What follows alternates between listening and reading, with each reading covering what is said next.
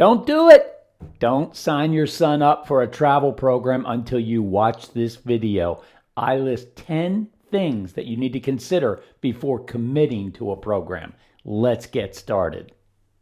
Okay, hey everybody, it's Coach Mark here, and today I'm going to talk about how to choose the best travel program for your specific situation. So, I have a little background in this because I ran one of the top programs in the country. I started it back in 2006 and ran it for almost 2 decades. It's a long time. So I have a lot of experience in this, and I've obviously been out there with all the programs. I'm very familiar with them. So I think I can help you look at this maybe a little more analytically and make a really good decision. The reason is because I think it's important that you make sure that you are not wasting time in the wrong programs, okay? I'm not here to promote any one program over another at all. I'll do my best not to mention any names. It's not important.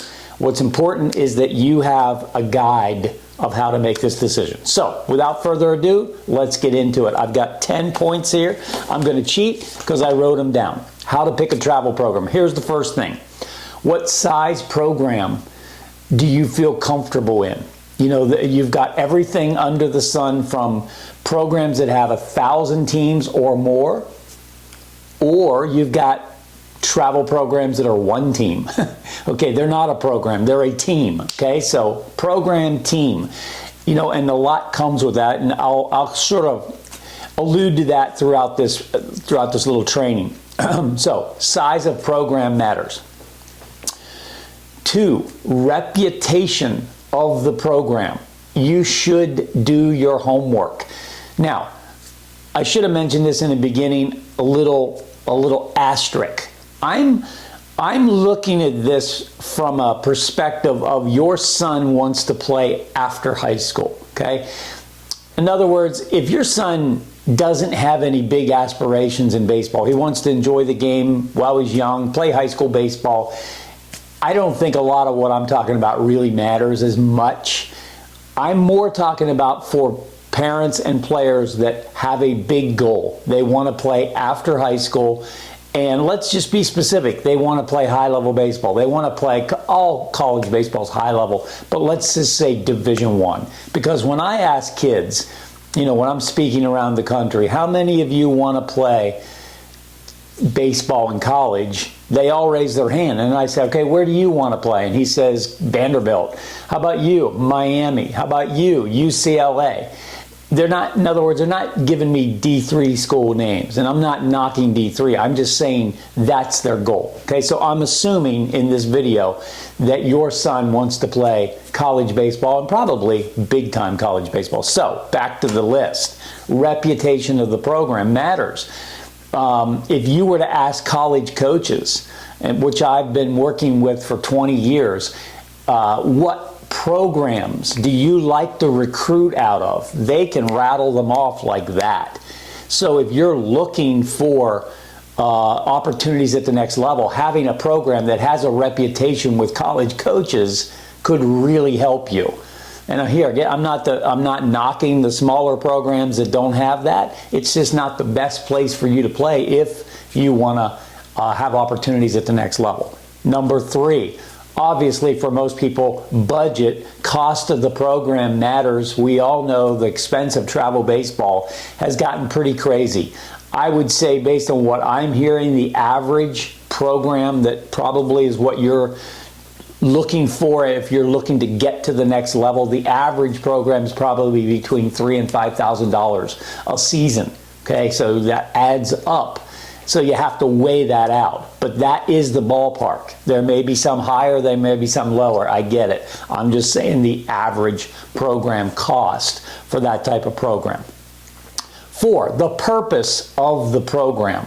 It's a fair question to ask the owners of these programs or the directors of the programs. What is the purpose? Why are we doing this? What is your philosophy here? Like, why does this even exist? That's a fair question, and it has to match up with your purpose. Okay, so it's a good question to ask. Number 5, the values of the program. I know, like, for example, in the program that I ran, we had very clear values. We had a no profanity policy. We had a policy if you were late, you didn't play. We had a policy that all players, parents, and coaches had to go through a training program. I mean, it was extensive, but we built a culture of excellence, and we attracted people that wanted those values. The other thing that was interesting about that is we repelled the people who didn't.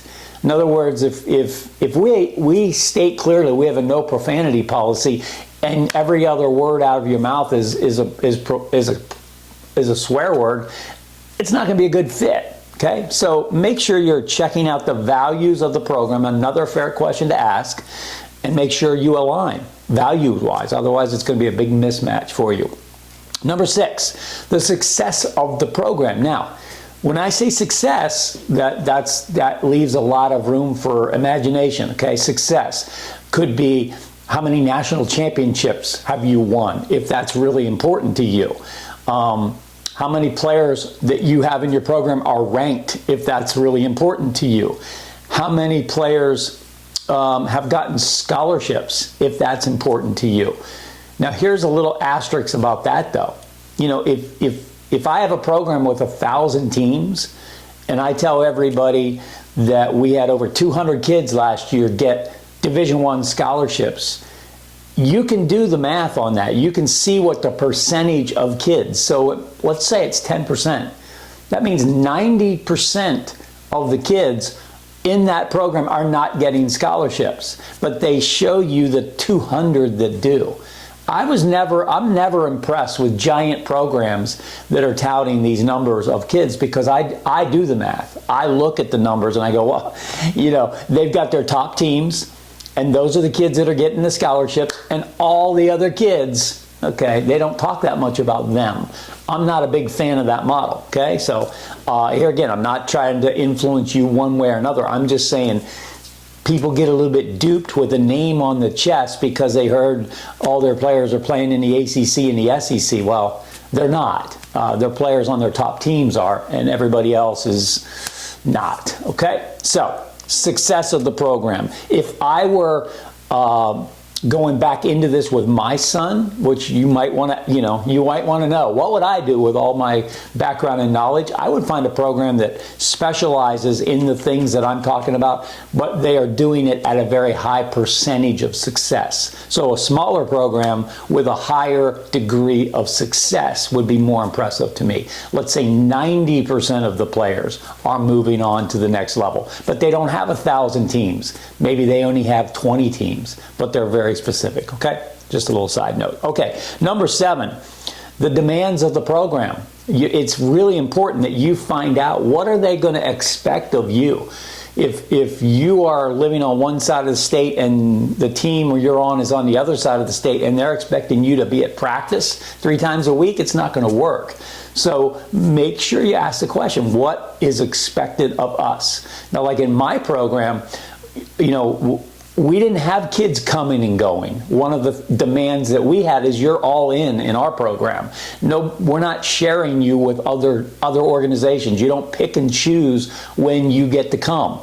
And that demand was too much for a lot of people. They didn't want to commit to one team. They thought it was better to jump around every weekend from team to team to team, which personally I think is insane, okay? In fact, in our program, we used to say, we're preparing you for the next level. And I promise you, if you go to Florida State, they're not sharing you with Miami. You don't go to the coach and say, hey, I won't be here this weekend, coach, I'm playing for Miami. Okay, so, that model is so flawed, okay? So, but I digress a little bit. You can tell I still have a lot of director in me of how to run a program, but, the demands of the program. Number 8. How rosters are formed. This is so huge, but I would say 99.9% of the people don't know how to ask this question. They might say, how many kids do you carry on a roster? It doesn't matter how many. What matters is how is it structured. So let me give you an example. Again, the way we used to do it is we would form the team according to position. In other words, we would recruit kids onto the teams according to position. So we would always have 4 outfielders, 3 middle infielders, three corner infielders, 2 catchers, and a boatload of pitchers. And they were pitcher onlys. Now, there were a few two-way players, but at the elite level, there's not that many of them, okay? There's a lot of them at the lower levels because you can do it at that level. But at the elite level, you know, there's not that many two-way players, okay? So occasionally I would have to say to a kid, look, I got good news and bad news. You made the team, but as a pitcher only. You weren't one of the top 4 outfielders. You weren't one of the top 3 middle infielders. You weren't one of the top 3 corners, but you did make it as a pitcher only. And they would have to decide whether they wanted to do that or not. Some did, some didn't.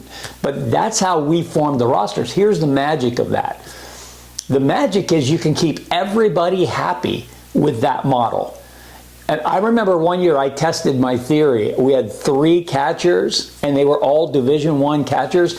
And instead of having 3 share the time and be happy, we had 3 unhappy catchers. So I immediately went back the next year to 2 catchers, and that worked perfectly. Now you have to be careful. If you get one hurt, you're not going to do it with 1 catcher. So when you're looking at a team, in this case, ask how the roster is formed.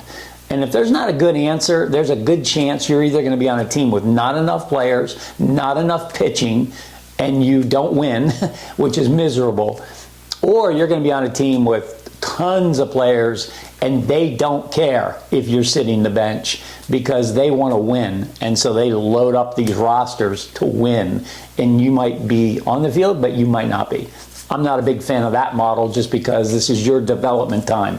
This is your time to shine. This is not time to be a 9th grader on the high school team sitting the bench. This is summer baseball. You need to be playing, okay? Now, number 9, almost done. The schedule of the team. It drives me nuts that people are out there telling me they want to play Division I baseball, but I look at their schedule and they're not going to play in front of any Division I coaches. I know where the Division I coaches are, and they're not at a lot of these B tournaments. You know, they may go there to see a pitcher or 2, but they're not there. Now, here's the flip side of that. Don't fall for this big lie. Oh, our team plays a national schedule. We play at the WWBA, and we play at the PBR national games and all this stuff. Those are good tournaments, don't get me wrong. But that's not exposure. Like if you're thinking because you get to go to a tournament in Georgia and there's college coaches there, that means you're going to get exposure, you're very misled. There's 380 teams at some of these tournaments. They're covering a radius of 3 hours, okay? College coaches are not going all over that place just to go see random teams. They're going to see specific teams and specific players. So you can go to that tournament because your travel team told you we play a national schedule, and nobody sees you at a national tournament, okay? So you got to really look at this and say, okay, are we going to be seen by college coaches? Again, back into when I was running the program that I was running, we were playing on college campuses. We were doing our own events on college campuses in front of the college coaches. That's real exposure, and that was just an amazing model, and it felt like college baseball because it was small, it was intimate, it was on their campus. So, you know, not many programs got to do that, but we did, and it really helped our players. The last one, the coach. You should interview the coach. You should know a lot about the coach. What is his background, you know? And I'm not saying he had to play Division I baseball, but if you want to play Division I baseball, your coach should have a keen understanding of the Division I level. He should have contacts with Division I schools. He should be willing to promote you if you're worthy to those guys. He should be willing to put his credibility on the line for you. But there's a lot of kids playing for coaches that don't have any experience with college coaches and placing kids in college and getting guys to come out and see their players. That's the wrong coach, I'm sorry to say. I mean, it could be a great guy and really knows baseball and wins a lot of games, but at the end of the day, if the truth be known, you are trying to get a scholarship. I would want to play for a coach that understood. My goal is I want to be on a great team and I want to be a team player, but I have aspirations to play at the next level, coach, and I'm going to need help doing it.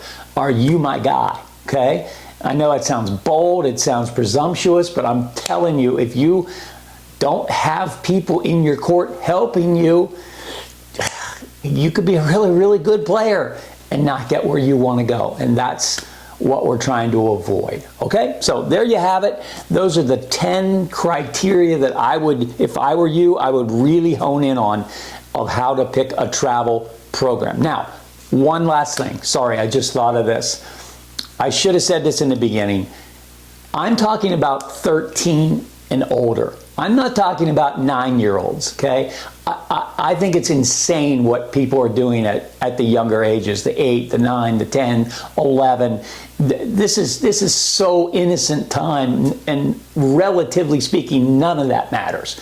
I know you parents of 9-year-olds think it's so important right now, but having been through it with thousands of players, including my own 2 sons, that time is so innocent. Just play baseball. You don't need to travel. You don't need to get crazy about winning. You don't need to worry about rankings. There's 9 new rankings. How insane is that? So I'm talking about when puberty starts kicking in, 13 years old, people start seeing this kid has some ability. He has some drive. He has some desire. We better get things lined up. Now, I wouldn't wait till 16. If you wait till 16 to do this, you're most likely going to miss the train. Okay, you're going to be too late. So, sorry, I should have said that in the beginning. But if you stayed here with me this long, you got it. All right? That's what I got for you today. Thank you for listening. Hey, it's Coach Mark here. Are you enjoying the content here on our Coach Mark Knows channel? I hope so. And if you are, I just want to ask you to go ahead and subscribe to the channel. That helps us tremendously. And while you're at it, go ahead and hit those thumbs up because YouTube likes to see that engagement. And make sure you click on the notifications because that way, every time we post something, you will get notified. All right? We're going to keep providing the content and we really hope it's helping.